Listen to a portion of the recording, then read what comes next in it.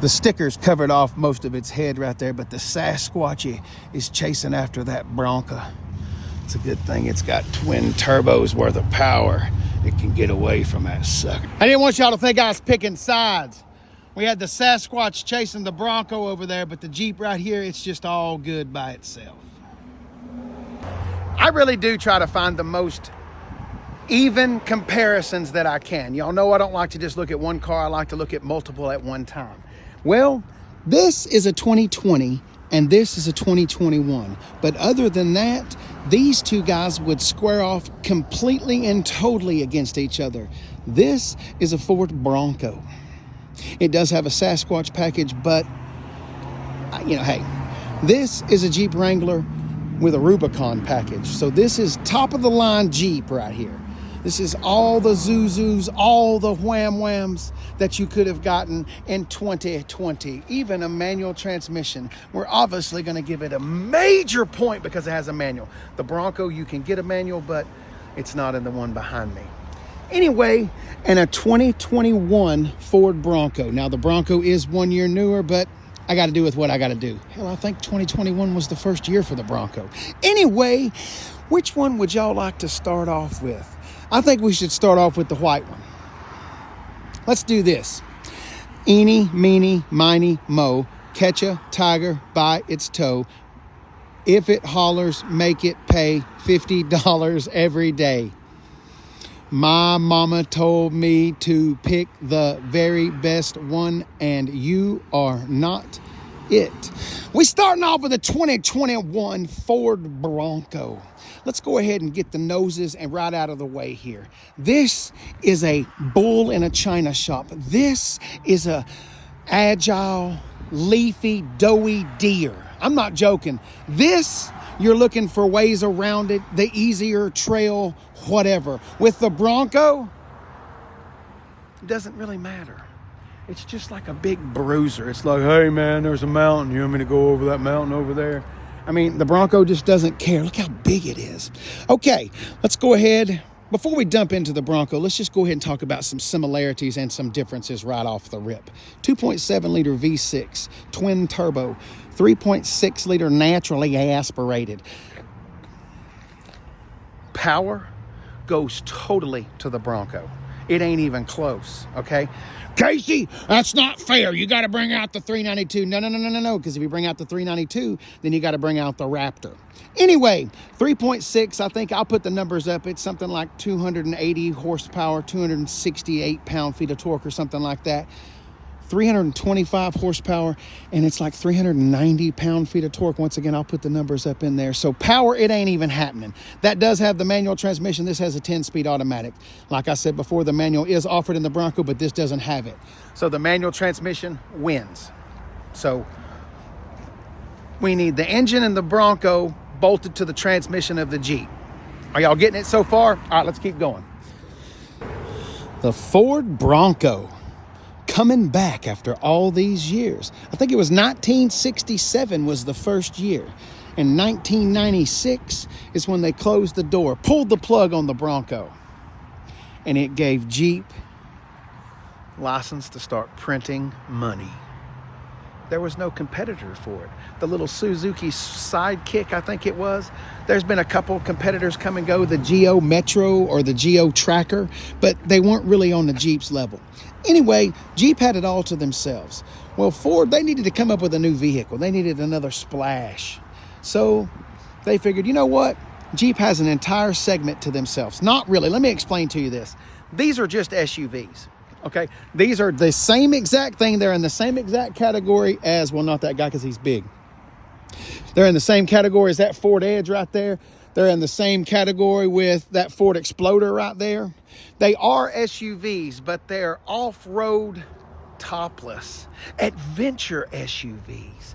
So yes, technically they are SUVs, but these guys like to get dirty. They like to get topless. These are my kind of ladies. Anyway, so let's talk about power plants. 2.3 liter four-cylinder turbo. That's the Mustang EcoBoost. This has the 2.7. You could also do the 3 liter 400 plus horsepower, 400 plus pound-feet of torque. It's the Raptor. You know what's going to really get me is when we pop this hood, I'm going to have to use a prop rod. And I'm pretty sure this thing back when it was new was probably about 51, 52. Yep, see? Hang on a minute, let me prop my rod. All right, middle engine, 2.7. This is the base engine that you'll find in the Ford F-150. It's got the 10-speed automatic transmission. These have faux beadlock capable wheels. We got 315 70 by 17 Goodyear tars. I have to be honest with you, this thing only has 26,000 miles on it, so those are probably the original rubber. Damn, you're nasty dirty. Got tan guts going on in there. Big screen. You'll see the differences. Well, I'll give you a little peep right there. There's the screen in the Bronco. The Jeep does have a big screen, but it's not on the same level. All right. Let's look on the back of the console. We have no vents, but we've got window switches. Looks like we've got a power outlet right there. What is that? A USB-C and a USB-D in there. We got pockets on the back of the seats right there. We got a little center folding deal right there for a couple of cup holders. How do you put those rear seats down? Just like that. Okay, why are you not? Well, anyway, there's the rear cargo area. It is a split folding seat. One thing that I do want to draw attention to right here, this is kind of a biggie for me. Wide open. Nothing. See, your speaker panel is in the back, right back here. But over here on the Jeep has the sound bar. They've got speakers in there and some lights. So remember, the sound bar's in the center on the Jeep, and on the Bronco, it's on the back. I'll let you decide which one is better. I guess if you're going to be a prom queen or something like that, and you're trying to go through like a homecoming parade or something like that, I guess you'd want more room. Other than that, I'd take the other. As far as room, I'm going to jump in back here just because I want you to see there's a massive difference. I'm about 6 foot, 6'1". I'm not bragging about that. Who would? Headroom, I've got plenty of headroom in here. Knee room and leg room, I'm good to go right there. Shoulder room, I don't want to fit with 2 other people back here, but I could if I had to, but I definitely could roll with 1 more person.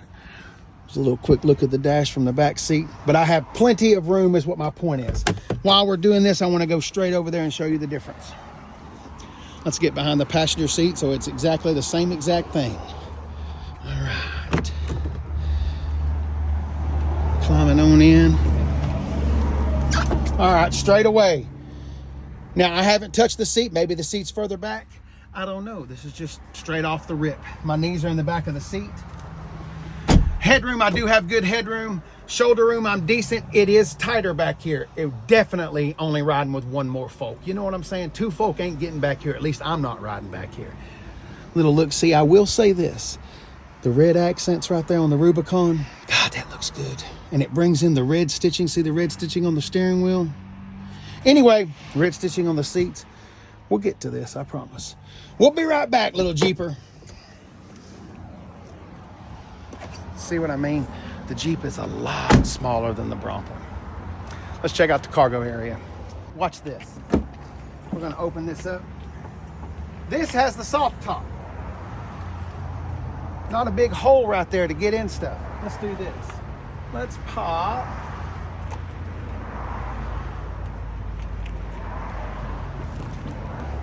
One of my favorite things, opening up the clamshell so you got more room. Now, obviously on a hard top, and the Bronco's the exact same way.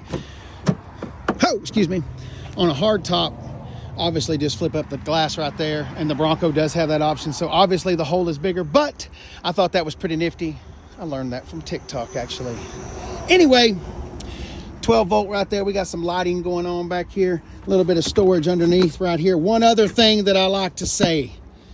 You've got your jack underneath there, a little underfloor storage, but you know what? There's no place to put your nuts. Where are you supposed to put your nuts and bolts?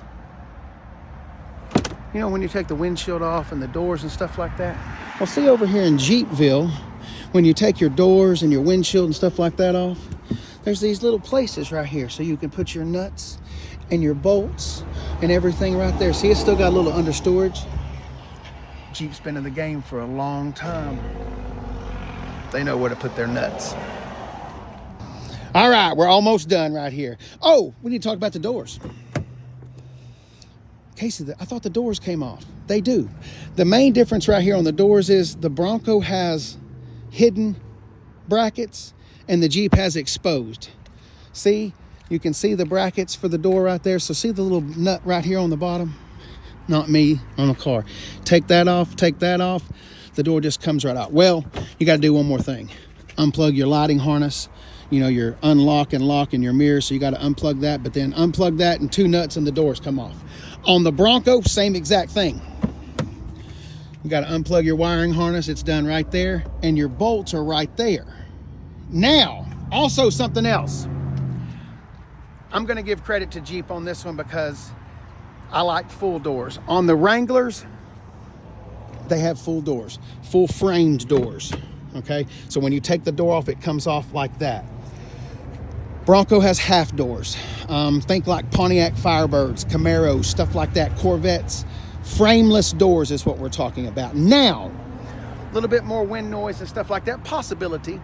Now, as far as storage, these are a lot smaller. So you can technically, Ford says that you can take all 4 doors off and put them in the back. So if you were out having fun off-roading, doing the thing, and you want to do the thing with the doors off, you can take the doors off while you're off-roading. You can't do that in the Jeep because all 4 of those doors aren't going to fit in there. Is that a big thing? Casey, I just take my damn doors off before I go. I know, I'm just saying. It's just a difference, that's all. All right, I guess that's about all I got for the Bronco, other than let's go ahead and start it up so you guys can watch the screens come to life and all of that stuff. And it's going to be real mad and tell us that doors are open and hatches are open and trunks are open and yada, yada, yada, but let's do it anyway.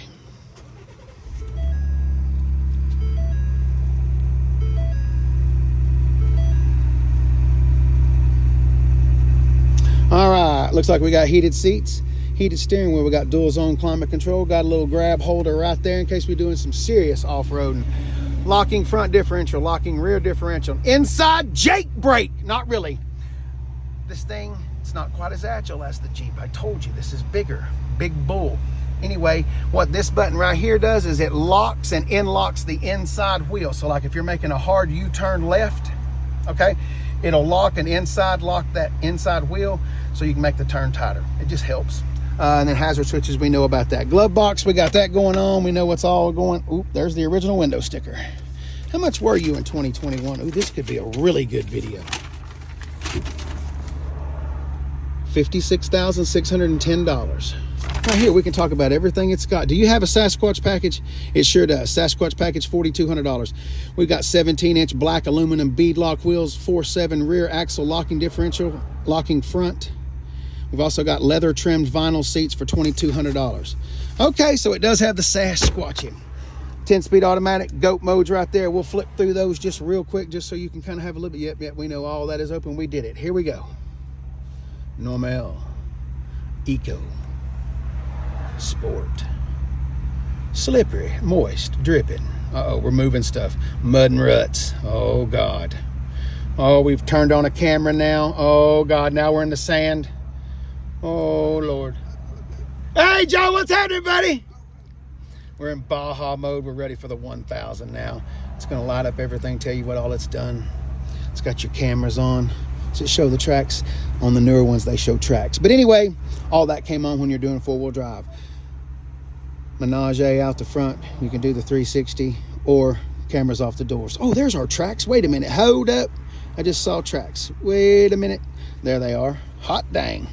It does have tracks. We'll play with the Jeep stuff too. I promise. This would walk that Jeep in a race. But why would you be racing off-road vehicles? Anyway, let's get over to the Jeep. Oh, look. Oh, look at that. Awesome. The Sasquatch is chasing after that Bronco. Before y'all think that I'm crapping on the Jeep, I'm really not. I've owned 3 or 4 Jeep, I think 4 Jeeps in my life. My last one was a 2015 and it had this same engine, and I'm just not a big fan of the 3.6 V6. That's my personal opinion.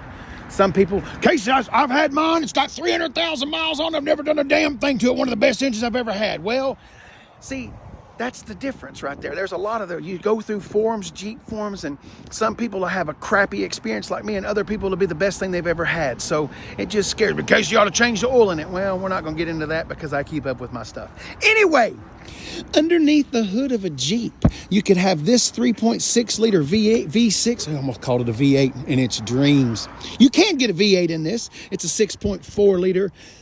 Naturally aspirated V8. You might have heard from it. It comes in the Scat Pack Challenger and Charger. Well, it used to before Stellantis got their head in their ass. But anyway, so there we go. We got the old stool hood popper. We still got one more thing to pop. We got an prop rod. Give me just a second and we'll prop that up right there. 2 engine options. Well, 3 engine options if you count the 6.4. 3.6, or you can do a 2-liter turbo. The 2-liter turbo, I believe, has more torque but less horsepower, or no, actually, I think that's not true. Anyway, I'm going to recommend you get the 2-liter 4-cylinder turbo, just because I've had bad luck. But you make your own damn decisions. The fact that this is mounted up to the 6-speed manual transmission does make me a little bit happier. All right. We got big BFG mud grip tar on the side. We had 315s over there on the Sasquatch Bronco. We got 285 70 R17s. Very capable. Just because it doesn't sit as tall, doesn't have as big of tires, doesn't have as big an engine. You have to give Jeep credit. Whether you hate Jeep, think it's a Fiat, that's entirely up to you. Jeep been playing the game for a long time.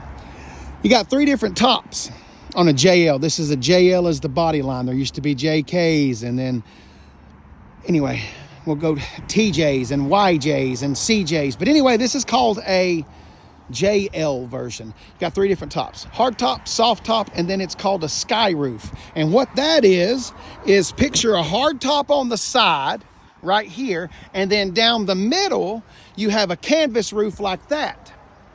Think of a big sunroof, a one-touch sunroof. The one-touch button's right there, and it just starts folding back in the center. And then it folds up and sits in the back. Think of like an old Volkswagen Beetle or something like that. Let me explain something to you about the sky roof. The sky roof is probably the easiest top to use. I mean, you push one button and your whole damn roof comes back. If you're going to do a lot of off-roading and you want to take your top completely off, that's not the top to get. If you don't line those pieces back up and you get them out of whack or whatever, that top, it'll probably be very finicky. They tried that back on the Jeep Liberty back in the 2000s. I can't remember, like a Jeep Liberty 2008. Might have been had the same name, sky roof. Anyway, a lot of problems with that. I'm not saying they're having problems with that. I'm just saying if you're going for the whole full Jeep experience, you might want to leave that sky roof thing to the other folk. This Jeep right here's got about 70,000 miles on it, and the only reason why I'm telling you that is because you can see that way. You can see how it's held up. All right, we've already talked about the Rubicon. We got the upgraded sound system. We got Alpine speakers. We've already talked about this. You got under storage right there, places to put your nuts and bolts, split folding seat, sound bar across the center right there with a light system. You've also got lights on the back of this roll bar right here. This is the way you roll a Jeep right here. Do that right there and just ride with the... All right, let's go ahead and put this seat down and see what kind of room we got. Oh, almost a flat floor. All right. On the back of the console right there. Ford, you need to get vents on the back of that bucking Bronco right there. We got vents on the back of that console. We got window switches. Look like we got a power outlet, a USB, and a USB-B. We got some cup holders right back there because when you put this seat back up, right there in the center, flop that guy down right there, and there's your cup holdies. That's kind of nifty. All right. I guess it'd be too much to ask if you by any chance would have a window sticker. No, you're not going to get that lucky. All right, remember we're in Rubicon, so we're top of the line right here. We got the red stitching, red lettering, actual parking brake. I've already talked about the 6-speed manual. You've got pre-wired switches right here for a winch, lights, whatever.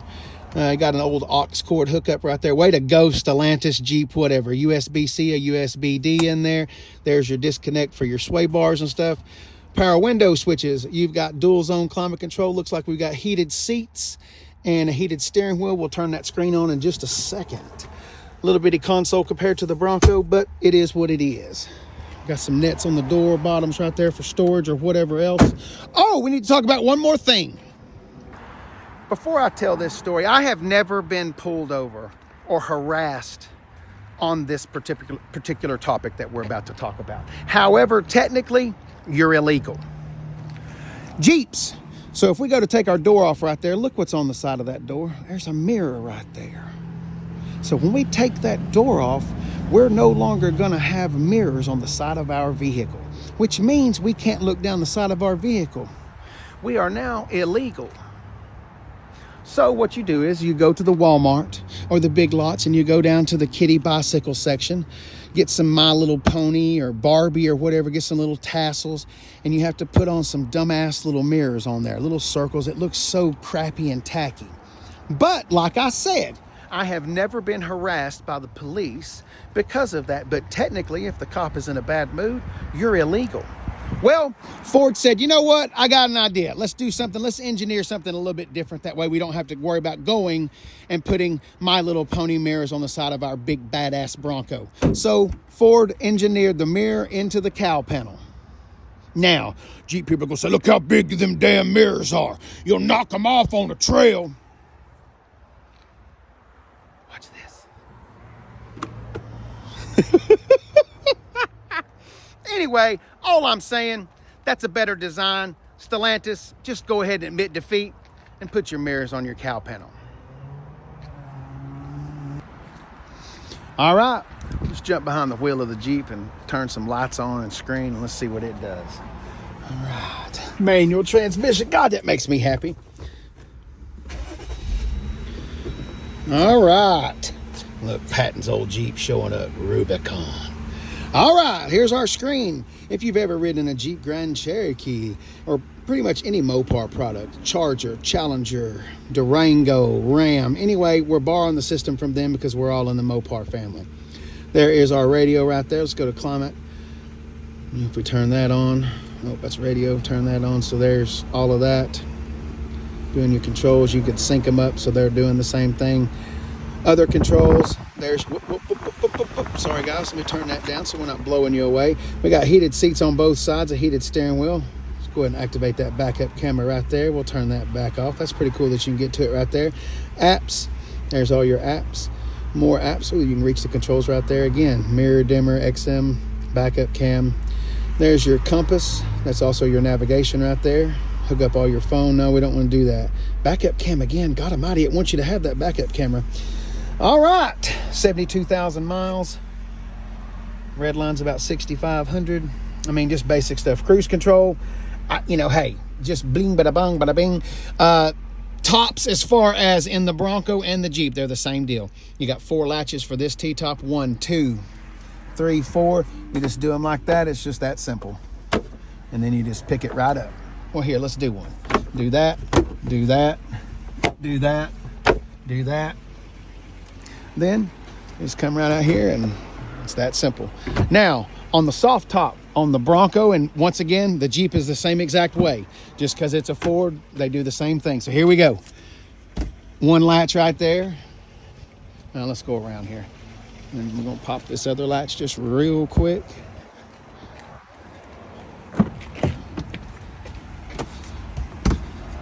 And then once again grab it from the side. And there you go. This has a little bit of a strut right there, and it just kind of helps you. It just helps you lift that up. But I'm about 6 foot, 6'1", like I said, so I can do that flat-footed from the pavement. If you're not that tall, you could stand on the running board and push it up because it's not that complicated. Listen to that 3.6.